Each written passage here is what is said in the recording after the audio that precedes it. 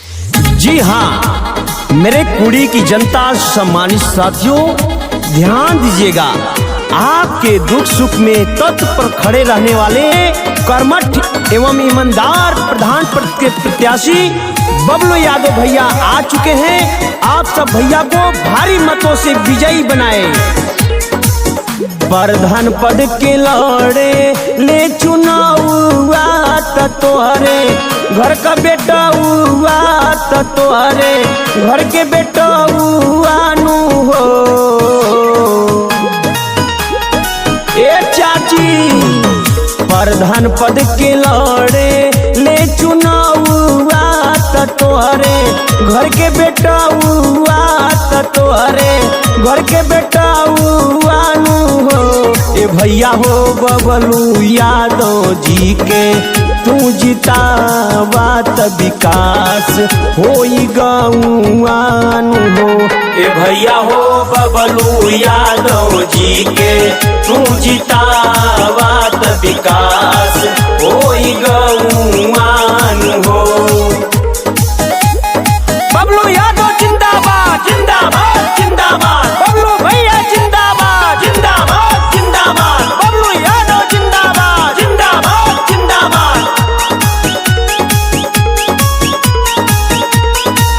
Gram सभा कुड़ी के भैया सुनिल सब निवासी, बबलू यादव भैया जैसा ना कोई प्रत्याशी कोई प्रत्याशी। ग्राम सभा कुड़ी के भैया सुनिल सब निवासी, बबलू यादव भैया जैसा ना कोई प्रत्याशी।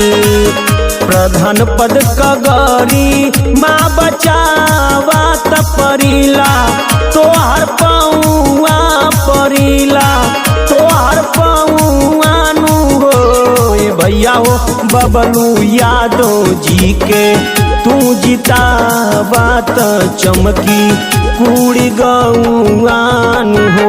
ए भैया हो बबलू यादव जी के तू जितावा त विकास होई गौआन हो। जी हाँ बबलू यादव भैया जी का कहना है, वादा नहीं काम करेंगे, वादा नहीं काम करेंगे, हिंदू हो या मुसलमान सबका सम्मान करेंगे। सच्चा जन सेवक बन के रही सदा साथ हो।